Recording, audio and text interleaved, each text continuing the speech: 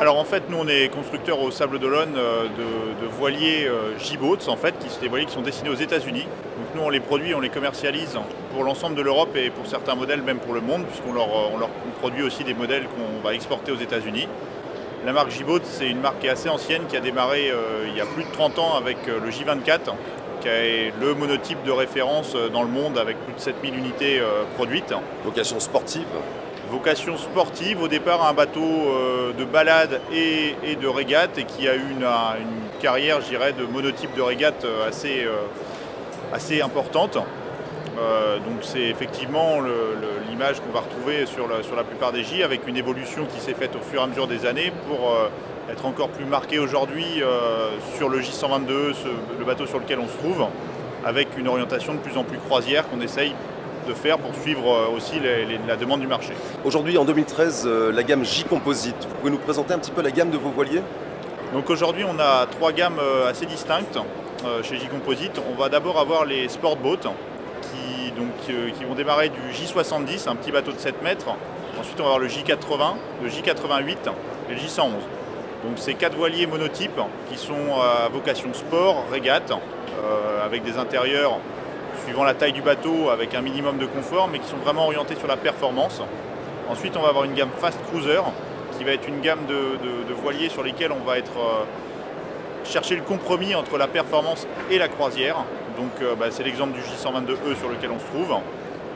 Et pour terminer, on va avoir une gamme D-Sailor, qui va être un bateau de balade classique avec le J100 qui illustre très bien cette gamme, un bateau au dessin classique de balade à la journée.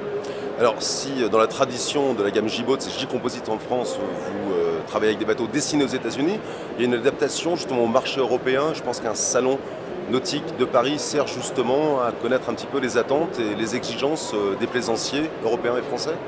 Alors oui, c'est sûr, on doit suivre le marché en permanence, regarder ce que nos concurrents font, regarder quelles sont les demandes aussi du marché sur les dernières années. Et en fait, nous, on cherche en permanence à faire évoluer nos produits. Là, le voilier sur lequel on se trouve, c'est un voilier qui a été lancé en 2007 et sur lequel on vient de refaire intégralement le look et l'aménagement intérieur pour pouvoir coller beaucoup plus aux attentes des clients aujourd'hui, c'est-à-dire qu'on a revalorisé totalement l'intérieur avec un plan d'aménagement différent, avec des finitions plus luxueuses, plus de luminosité, plus d'ouverture vers l'extérieur, un look plus moderne, donc dans le but de vraiment pouvoir répondre à la demande des clients aujourd'hui. Avec toujours un objectif, c'est de faire des bateaux vraiment faits pour naviguer, pour être performants. Et peut-être c'est la priorité d'ailleurs dans la conception de la gamme J Composite. Tout à fait, ça va être le précepte de base.